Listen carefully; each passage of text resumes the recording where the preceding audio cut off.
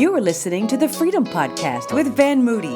Our desire is that you begin to live in freedom every day. Freedom in your mind, freedom in your finances, freedom from the external pressures of life. Prepare to be transformed as we seek to be free, mind, body, and soul. Let's get started. Hi, friends. Welcome to the Freedom Podcast with me, your host, Van Moody. On this podcast, we explore a variety of topics that are critical to a life of freedom, purpose, and fulfillment. I want to thank you for joining us.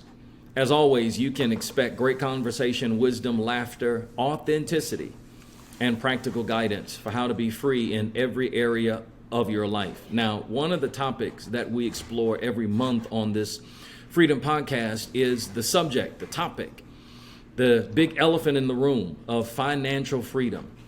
I've long believed that financial literacy and financial empowerment is the new civil rights movement, which means that you cannot truly be free and experience this life of freedom without having financial freedom.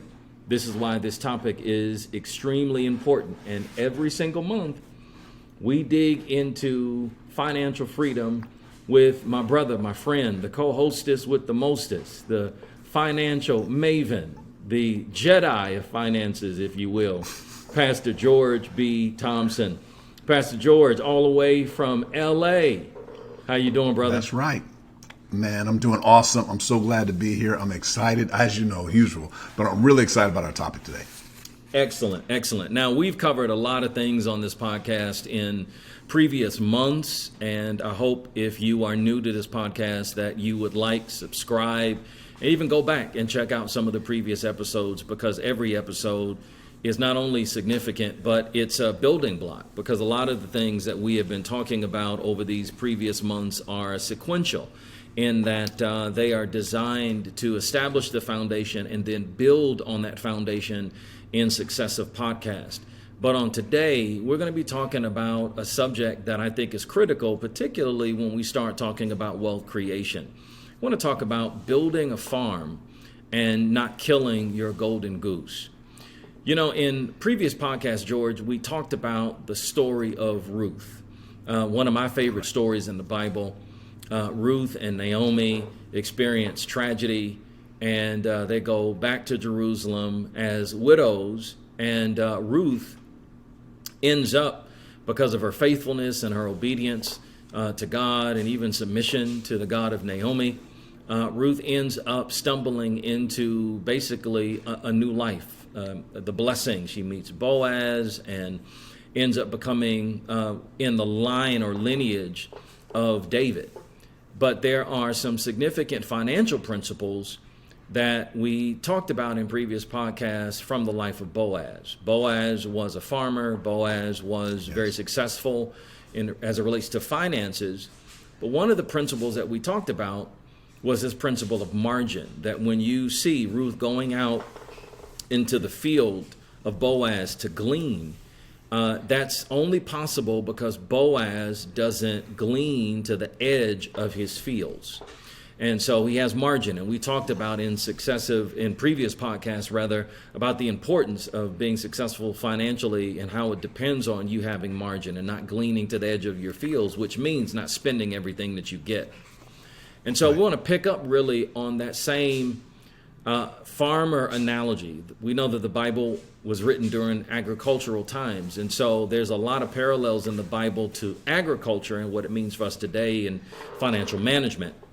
And so on today's podcast, we want to pick up with this farming illustration, but it drives home a significant point. And that is that if you are going to not only continue to have margin, but to really, really get ahead, to really begin to build wealth, to really begin to think about legacy creation, you've got to build a farm, and you cannot kill your golden goose. Now, let me set it up, and George, then I want to kick it to you. Now, hey, you're in L.A., it never rains in Southern California. You got all the traffic and all of the trappings of the L.A. Hollywood culture, but I'm in Birmingham, Alabama. I grew up in the South. Right. And I think a lot of people can identify with what it means to be a farmer and to have to work with your hands. Well, a farmer really has two options if this farmer wants to increase the number of his livestock or the number of his harvest. he really only has two options. His first option is to buy more animals. If he wants to increase, he has to buy more animals. The problem with buying more animals, though, is that it's expensive. He's always got to spend to buy more animals. But he's got a second option. His second option is, instead of continuing to buy more animals, this farmer can let his animals reproduce and organically increase in number. And that really is the picture that we want to dig into on today's podcast. Buying more animals requires the farmer to keep spending more and more and more. But if he maintains what he has and allows his animals to reproduce, then guess what? He can have more, but he ultimately will spend less. And so that's what we are talking about today when we start talking about building a farm. Now, George, I know you're ready to jump in here, brother. Let me hand it off to you and tag you in. Get in this ring, man. Right. So, hey, before I get in there, I got to do some disclaimers. Number one is, yes, I live in Los Angeles. Yes, it doesn't rain in California, but we desperately need it. But also, I grew up in Minnesota. That is the agricultural capital of the United States. I feel, there's other places you can do. And also my family grew up, my mother grew up in family in Mississippi. So I know a lot about farming, and that's what we want to do. Also, you brought up in the Bible. Also, it was agricultural. So when they had someone's wealth, whenever you look at it in the Bible, they said the person had land and the person had livestock. I'm going to repeat it again. The person had land, the more land you had. And then the story of Joseph, we go through, and I'm going to come back to Esther. And then they also had livestock. And that was also what they traded and was able to have. And that's someone's wealth. So you look at it now, it's a little bit different. But also I want to say something about Boaz. There's a couple things you can learn from him. Number one, he didn't glean to the end of the field, like you said. So that told you that he had a level of discipline. Yeah. So in order to be a good farmer, and I want everyone that you're in here, you can type in the chat or when you talk to us, is that in order to be a good farmer, first thing you have to do is to have discipline. He didn't glean to the end of his field. It wasn't like a one-time thing. It was an all-the-time thing. And that he operated with margin. That left him room to be able to expand and to do more. The second thing is, and it's really that right now is very important, is this. He never seemed stressed. Like when you read in the scripture, like in other words, he just had his lifestyle and he managed what God had given him very well. And that's how you see that actually happen. So you learn that from him. And then the third part I want to bring to is what you said earlier, is yes, in farming, the only way to grow your farm is to, one, what you already said, is buy more animals or buy more land, but buy more animals. And the second is to let the animals reproduce. So how that happens in today's world, instead of animals right on a farm, you remember here goes on Minnesota, Mississippi background, here we go, is on a farm, what do you have on a farm? You have chickens, cows, pigs, and horses. Everyone, you should write this down, kind of think about this. That's what you have. So what you want to do is you want to have those reproduce and look at that. But actually in the investment world, it's a little different, but it's very similar. Yeah. How does the farm grow in the investment world? Right. That's a good question. And great. So let's look at, first of all, the chickens, cows, pigs, and horses. So now, instead of those four things, you have this. One is income. Yep. You guys, we're going somewhere with this. So in a moment, we're going to figure out how do we grow our income. Income. So you can have stocks, investments. We'll break them down in a moment. One is income. The second is interest. That means you gave somebody some money, then you receive back interest. And then the third, I get excited with it, dividends. That means there's a way of getting dividends. So we're gonna we'll dig a little deeper in that. And then the fourth is something called capital gains, and then you walk through them. So just again, and then I'm going to come back. I'm going to pass it back to you, Bishop Moody. Is number one is income. So right now we want to think about how do we increase our income. So let's look at income that you receive now. Sometimes you work a job, and then also in California, I don't think there's anybody that doesn't have what's called a side hustle. I don't know if they use that. They use that all over the country, but you have to have different. So you should be writing down source of income. And these you want to write down at least 4. So if you're pulling out a piece of paper, and also if you're under age 40, we know you're not going to write anything down. So type down 4 things that are income. You may not have them now, but you want to start opening up for that. Because also listen to that's part of our freedom broadcast, and we want you also to have financial freedom. So number 1, look at 4 income streams that you're going to have. So start writing them down. Number 2 is interest. That means you give someone principal and they give you back interest. Actually, I'm going to tell you something that's I don't know if it's even possible now, but anyway, they used to put money in a bank and get a CD and get paid like 6%. But you guys know banks don't pay any interest, and they've raised interest rates all the time in the last year, but they didn't actually change what it was in a bank. But you can also get interest in other areas, corporate bonds, U.S. government bonds, and we also talked about different I bonds. There's different ways of collecting interest. The third is dividends. And I got to stop. I clap every time people bring up dividends. That means you own stock in a company or you own an asset. Yep. And then what they do is they give you back dividends. I guess I clap because there's something called reinvesting dividends. That means you have a stock of a company. Now, we always end up naming all these companies, but just think about your daily things that you go through. Those are more than likely dividend-paying companies. So what happens is, let's say the stock gives you back $2.35 or $4. You can either get that money back in cash, or you can buy you can reinvest and get fractional shares. That's actually how they increase. That is the exact example of reproducing the stock that you have in what we talked about earlier. And then the fourth is capital gains. That means you bought something. I'll use stock, but then we can also use that in real estate as well. You bought a stock at $35 and then it went to $70. That means you had a $35 capital gain. Or I'm sorry, you bought it at $50 and now it's at $100. That's called a capital gain. You bought a home for $250,000, now it's worth $500,000. So what it's doing is that's showing a capital gain. So now we want to look at how you're doing that in your life, and I'll walk through practical steps. Bishop. Yeah, I think, George, you've laid out, how our farm grows. What are those chickens and cows and pigs and horses? Right. Income, interest, dividends, capital gains. I want to go back to the Boaz analogy for a moment, because one of the mistakes that we make, I think is arguably one of the biggest mistakes we make, is that we kill our golden goose. And what we mean with this golden goose illustration is, the golden goose is what's reproducing. The golden goose is what's, kicking out more eggs, in the practical scenarios, kicking out more either income, interest, dividends, or capital gains. And what we do that is to our detriment is that we kill our golden goose. We don't have the patience. Sometimes we are not at a level where we are comfortable and content. When the Apostle Paul talks about how he's learned how to be content in any situation, you got to have contentment in order to create wealth. Because if you're not content, and let me show you what this looks like. I've been driving the same car for almost 10 years. Now, in this 10-year span, there have been lots of cool new cars that have come out. But contentment says to me, I'm good with what I have. Now, if I ran out and bought another car because, it looks great, then the money that I saved, talking about your income, the money that I saved would have been eaten up. So in the 10 years that I didn't have a car payment, what I've been able to do is I've been able to take that income and I've been able to invest in my farm.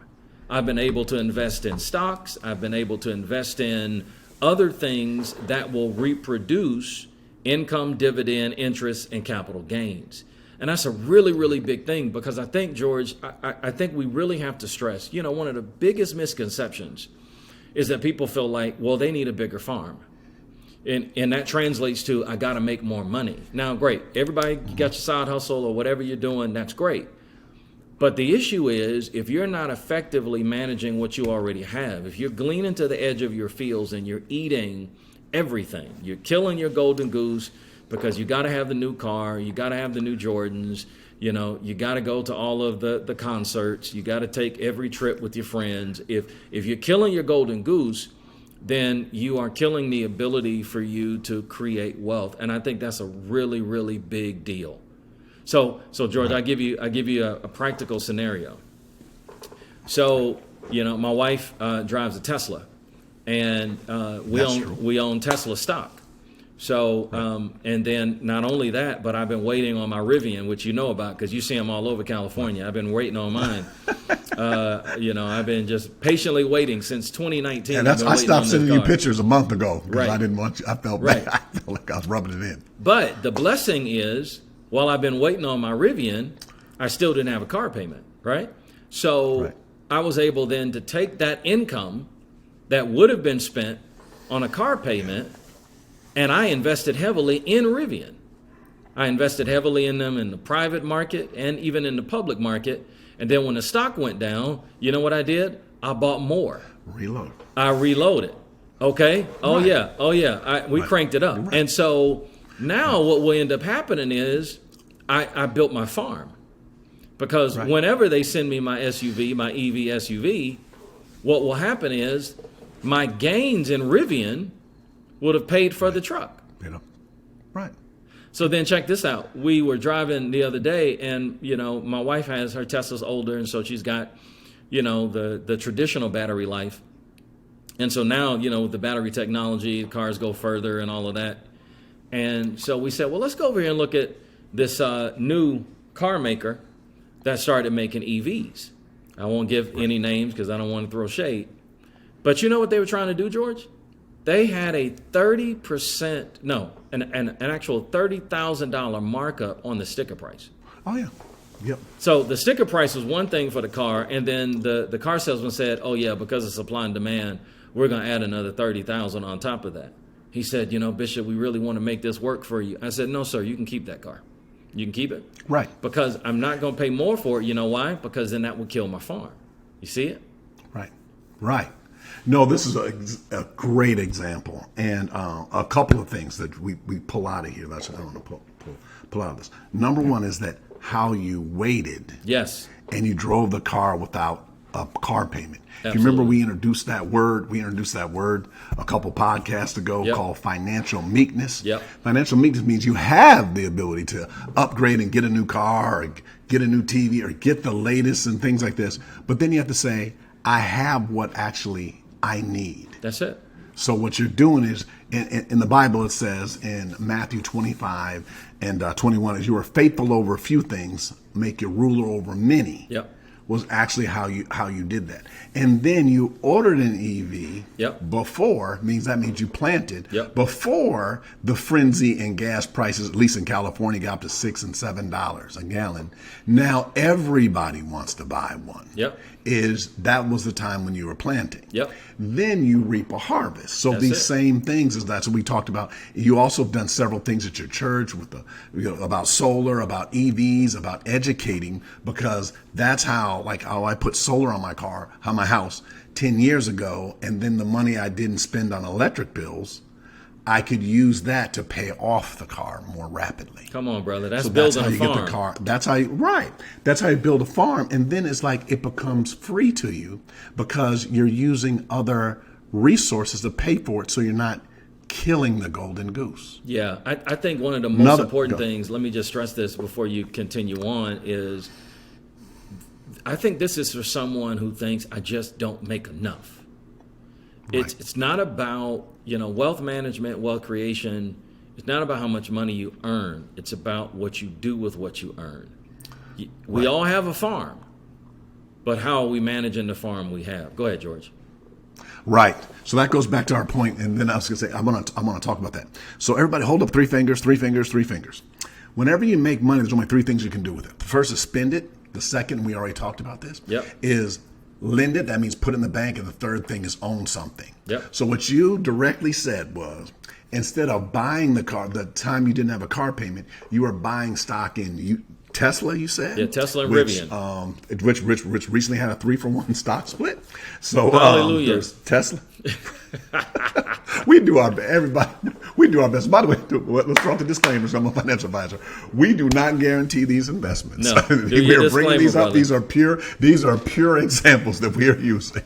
And past performance is not indicative of future results and everything, except for with the Bible. Yeah. But we do want people to know that we started investing in these things, and these are all part of our farm. So so back to stock splits. Stock splits is capital gains times 3, divided by 3. Yep. If there's 2 for 1 or 3 for 1, that happened to be a 3 for 1 stock split. We also brought up Amazon later, that also had those stock splits this year as well. So one of the things is that you did that. So instead of having a car payment on a car you kind of wanted, you waited and then invested in the companies that you really wanted. And then at some point, from all of your income, interest, dividends, and capital gains, I'm going to use the term increase. From your increase, you can use that and actually pay off the car at some point. Absolutely. And then some people would say you have a free car. But it's not really free. It was you invested and then the harvest paid for it. Yep. So that's using, see that what that's called is called stewardship. You are managing what you had. You managed your time, you managed your expectations, and then also you also managed your money properly. So you want to do actually all 3 at the same time. And that's the whole grand slam of the part of what you did. That's really good. Yeah, when you think about the story of Boaz and Ruth, if Boaz had not taken care of his farm, if Boaz was gleaning to the edge of the fields, killing his golden goose, spending everything he had, and not investing in his farm to produce more, Ruth never would have wandered into his field because he didn't have anything. Right. He wouldn't have had anything. So when you think about the life of Boaz and he falls in love with Ruth and, it's the fairy tale and they produce kids and then we get to Jesse and David, it was Boaz's farm that produced his blessing. The blessing for Boaz not only was material wealth, but it was the relational connection with Ruth. But the point is still the same. His farm produced his blessing. And that's one of the things that we got to stress, that when you handle your farm the right way, it produces the blessing. Go ahead, George. And what's so exciting about that, though, is that, do you see what God did for Boaz? And he put him in a position to be a blessing. Yeah. To not only Ruth, but her family. Yep. And to be in that position. Yep. So look at how so the same way that God does that for Boaz and for Ruth is the exact same way he does that for us. Yep. I want to say something that you said earlier. You said that people always say, I don't have enough money, or I didn't have money, or I don't have the resources to do. I get that sometimes. They say, Pastor George, I see what you're doing, but I don't have the ability to be able to buy a house with you, or the ability. I said, actually, you do. Yes. I said, actually, you can. This is the thing when some people do. I actually tell people, I met with the young adults at our church, and man, I had to totally got into them because I told them, you guys are way more flexible than me. Yep. I'm married with children. I can't just move. I told them I would go down right now in LA, right around SoFi Stadium when they were building all this stuff and this thing. And I said, you guys, go and find the absolute ugliest property you can actually find, the smallest 900 square foot on a big lot, and just put rugs down on there and just live in there and then fix it up slowly and sell it for $1 million. Yep. I said, I can't do that. My kids actually need everything to work. Like now, I can't do that. Like I have to have like a refrigerator. I have to have stuff in it. You know what I mean? If you're single or younger, and I'm saying younger, like the flexibility that you have, utilize all of your resources and be able to do that. And then I explained to them the difference between poor and broke. Yes. I said, you guys, poor is you don't have anything. That's why we got to talk about income. And we talked about that income. I said, broke is you have a lot of stuff, you just can't pay for it. So what we can do is we can fix both. But there has to be a commitment and a strategy and a game plan. But most people that say they don't have anything have a lot because they were allowed to get credit cards and spend them. Yeah. So it's more managing what God has blessed you with. Yeah. And that starts by you giving and then having a plan. Like giving and then you save 10% and then you go from there. But you start that way. Yeah, that's one of kind of the my soapboxes, because I get the same thing, George. I just don't have enough, and I've never had enough. But yet, you got Jordans on, But yeah. And then like, back to the thing you said. Go ahead. No, go ahead. I'm sorry, I'm not interrupting you one time. And this is the thing here in LA is people say this, I don't have the money to do that. And it's like, and then you'll see them at the concert, but this is the problem I got. They in the front row. I'm like, if you want to go to the concert, can you at least get a normal ticket? I mean, they in there, like they're almost on stage when they're doing it. Yeah. So I've learned through time that most people, they have enough money to do what's really important to them. So they have to change their priorities. Yeah. And that has to be intentional. And you know what, George, this kind of teases up what I know we're going to get into in upcoming podcasts, because we're going to talk about the wealth mentality. And you're touching on it. You have got to get this mentality right first. It is a lot about how you think. And if we don't address that, then you can't really move forward with some of the more substantive things. And this is what we're talking about. You've seen it on the West Coast. I've seen it on the East Coast and the South. Individuals don't have the right mentality. Now, they will pay to go to Cabo. They will pay to be like Stella and go to Jamaica and get their groove back. But then when they start talking about, okay, well, let's make decisions to build your farm, and to allow your farm to reproduce, you can still go to Cabo. You can still go to Jamaica. But it's how you do it that makes a difference between, staying on the treadmill or wealth creation. And so it's a lot about that mentality. But one of the things, my soapboxes that I stress is you have the resources. You can do this. It's just a matter of what you do with what you have. And so for Boaz, you see that he built a farm and he didn't kill his golden goose, and his farm produced the blessing. That's the way that we have to live our lives if we are going to take seriously wealth creation and also legacy building. These same things, not only do we have to get, but these are the things we have to teach our kids. Right. It's so interesting that you're saying this because you know how we just said that they can still go on the trips, they can do them. It's just their mentality is different. Yep. That's the beauty of this podcast. We're actually showing you how to do it and have fun. I'm gonna let the record reflect. I went to Hawaii this summer. Come on, Somebody brother. stop me when I'm lying. We went and stayed in nice places. We did all the stuff. I spent 30%. I'm gonna go down to 25. I spent 25% with people around me. I'm just using the retail amount if everybody would have paid for all the stuff. Absolutely. I mean, from the thing, and then people even joked about it, and then even we'll even do that, or I'll show you guys even on my social media. I showed a picture of the suitcase that we brought with us with all of the food in it, from the things. We went on the same thing. We went to Pearl Harbor. We went all this stuff. But when everybody stood in line to get all that food and pay $5 for a bag of chips, I was like this to my kids: come right over here. Here's your lunch. Here's your lunch. I brought the lunch with me. I love it. From culture. I brought the lunch with me. And then I said, now look, everybody, we're going to go the whole day. At the end of the day, I'm going to buy you a drink, and I'm going to get you an ice cream sandwich over there for $9 that we can buy the whole box for at Costco. And my kids said it to me. They said it. And then we went out to dinner every night, and we did the whole thing. But during the daytime, I didn't spend really anything. And I'm telling you right now, I walked around I had to get a pair of pants that could carry all the stuff around with me. Yep. And I was like this, here, water and everything.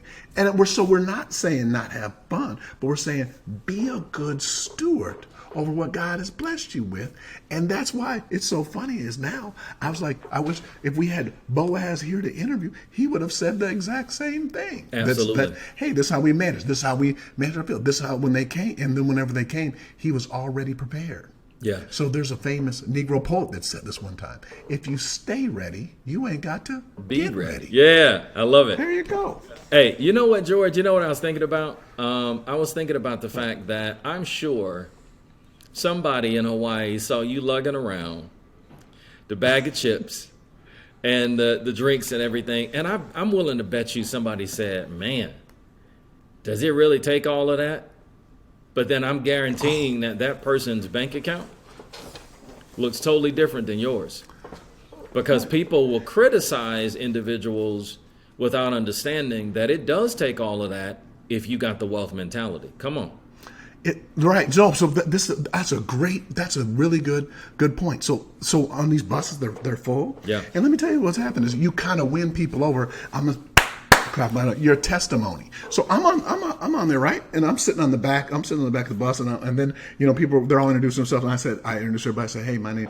I said my name is George. I started naming our family. I said, yeah, this is all me back here, because I had an area where I had all my stuff sitting there. Yeah. So you know what happened, right? When my daughter started opening up certain chips they didn't have other places, like the different ones or the snacks. Other kids asked, yeah, can I have that? Hey, did you sell And it I to said them? to Gracie.